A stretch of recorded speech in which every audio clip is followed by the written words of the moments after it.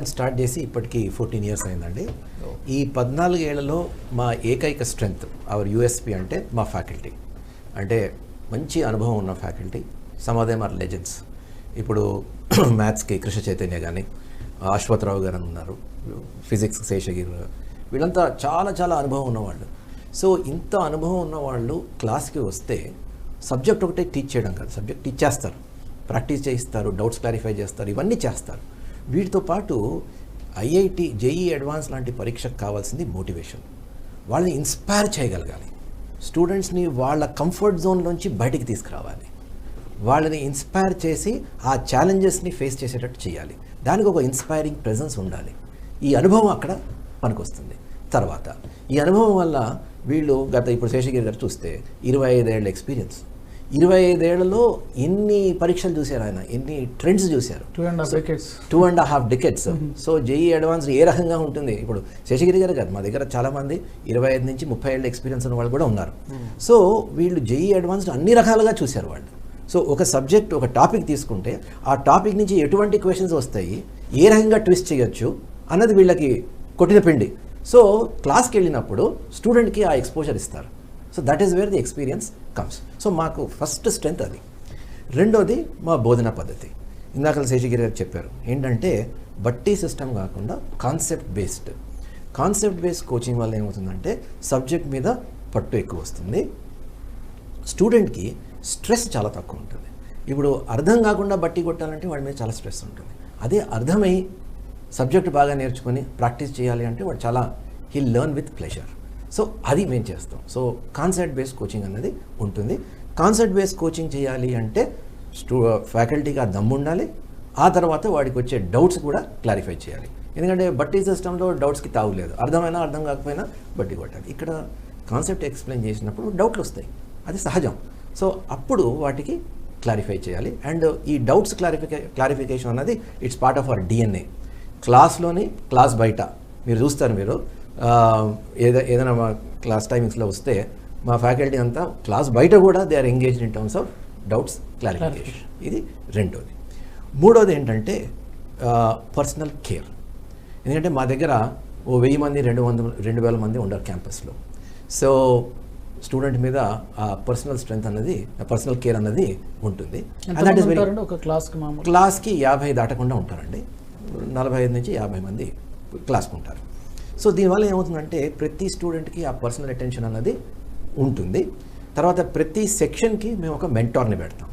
ఈ మెంటార్ పని ఏంటంటే స్టూడెంట్స్ ట్రాక్ చేస్తారు, ఏ రకంగా టెస్ట్లు రాస్తున్నారు, ఏ రకంగా వాళ్ళ ప్రాక్టీస్ ఉంది, ఈ డైలీ ప్రాక్టీస్ పేపర్స్ చేస్తున్నారా లేదా, మార్క్స్ ఏ విధంగా వస్తున్నాయి, ఎటువంటి షార్ట్ కమింగ్స్ ఉన్నాయి, వాటిని ఎలా అధిగమించవచ్చు అన్నది వాళ్ళు కాన్స్టెంట్గా స్టూడెంట్స్కి ఫీడ్బ్యాక్ ఇస్తారు. Plus they are also bridge between the institution and the పేరెంట్తో కూడా టచ్లో ఉండి, ఎందుకంటే పేరెంట్కి చాలా ఈ టైంలో చాలా యాంగ్జైటీ ఉంటుంది. వాళ్ళకి ఏం తెలియదు, వాళ్ళకి ఓన్లీ మార్క్స్ ఒకటే తెలుస్తుంటాయి. ప్రతి వారం టెస్ట్ అవుతుంది, మేము SMS పంపిస్తాం. సాధారణంగా జేఈ అడ్వాన్స్లో ఇందాక శేషగిరి ఎక్స్ప్లెయిన్ చేసినట్టు 10th క్లాస్లో లాగా 95%, 98% అయితే రాదు. ఒక 35% వచ్చినా కూడా వాడికి ర్యాంక్ వచ్చేస్తుంది. So typically these are low scoring test. ఈ మార్క్స్ని ఎలా ఇంటర్ప్రిట్ చేయాలి, స్టూడెంట్ ప్రోగ్రెస్ ఏ విధంగా ఉన్నది అన్నది ఈ మెంటర్ అన్నవాడు ఎక్స్ప్లెయిన్ చేస్తాడు. తర్వాత నెక్స్ట్ పాయింట్ ఏంటంటే మా ఇన్ఫ్రాస్ట్రక్చర్. మా క్లాస్ రూమ్స్కి వెళ్తే ఒక న్యూ జనరేషన్ ఆఫ్ టీచింగ్ మా క్లాస్ రూమ్లో కనిపిస్తుంది. ఒక మినీ మల్టీప్లెక్స్లా ఉంటుంది మా క్లాస్ రూము.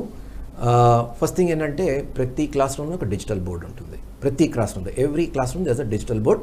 ఎందుకంటే విజువలైజేషన్ చాలా చాలా ఇంపార్టెంట్. ఒక బోర్డు మీద బొమ్మ గీసి ఎక్స్ప్లెయిన్ చేయాలంటే ఫ్యాకల్టీ చాలా ఎఫర్ట్ పెట్టాలి. అంత ఎఫర్ట్ పెట్టినా కూడా స్టూడెంట్ విజువలైజ్ చేయలేకపోతాడు. అదే మనం ఒక కంప్యూటర్ గ్రాఫిక్ ఒకటి చూపిస్తే, ఇప్పుడు అటామిక్ స్ట్రక్చర్ ఒక 3Dలో చూపించవచ్చు, ఈజీగా అర్థమవుతుంది తక్కువ టైంలో, right? So lecturer faculty productivity చాలా ఎక్కువ ఉంటుంది. So all our classrooms have an digital board. ఆ తర్వాత ప్రతి స్టూడెంట్కి ఒక ట్యాబ్లెట్ డివైస్ ఉంటుంది. అండ్ ఈ ట్యాబ్లెట్ డివైస్లో వాళ్ళకి ఏమవుతుందంటే ప్రతి క్లాసు రికార్డింగ్ వాళ్ళకి దొరుకుతుంది. Every class is recorded. ఆ రికార్డెడ్ వీడియో అన్నది ట్యాబ్లెట్లో దొరుకుతుంది. సో స్టూడెంట్ ఏ టైంలోనైనా రివిజన్కి హీ కెన్ యూస్ దట్. క్లాస్లో కూడా అర్థం కాలేదు, హీ కెన్ గో బ్యాక్. అదేవిధంగా టీచర్ ఏదైతే బోర్డు మీద రాస్తారో దాన్ని we'll convert into PDF. So teacher hand రైటింగ్లో కూడా క్లాస్ నోట్స్ స్టూడెంట్స్కి అందుబాటులో ఉంటుంది. స్టూడెంట్ రాసుకుంటాడు నోట్స్, కానీ ఒకసారి ఏమవుతుందంటే ప్రెషర్లో కొన్ని పాయింట్స్ మిస్ అవుతాడు, కొన్ని డౌట్స్ వస్తాయి. సో టీచర్ ఓన్ హ్యాండ్ రైటింగ్లో వాడికి నోట్స్ దొరుకుతుంది. So at any point of time you can go back.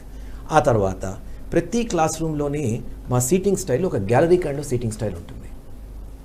సాధారణంగా ఈ ఈ ఈ కైండ్ ఆఫ్ ఇన్స్టిట్యూషన్స్లో ఈ గ్యాలరీ కైండ్ ఆఫ్ సీటింగ్ దొరకదు. యూనివర్సిటీస్లోనూ ఎక్కడో ఎలివేటెడ్ సీటింగ్ ఉంటుంది, అక్కడ ఏంటో 200-300 మంది స్టూడెంట్స్ ఉంటారు. కానీ మా 50 మంది సీటింగ్కే ఎలివేటెడ్ సీటింగ్ ఉంటుంది. ఎందుకు చేసామంటే స్పెషలీ కరోనా తర్వాత స్టూడెంట్ పర్సనల్ కేర్ అంటాం కదా, ఆ పర్సనల్ కేరు ఫ్యాకల్టీ అన్ని స్టూడెంట్స్తో, ఆల్ స్టూడెంట్స్తో వాళ్ళకి ఐ కాంటాక్ట్ ఉంటేనే వాళ్ళు ఏం చేస్తున్నారు, అసలు నోట్స్ రాస్తున్నారు లేదా, అసలు వాళ్ళు ఫాలో అవుతున్నారు లేదా అన్నది ఫ్యాకల్టీకి తెలుస్తుంది. అందుకోసం ఈ ఎలివేటెడ్ సీటింగ్ అన్నది మేము ఇంట్రడ్యూస్ చేశాము.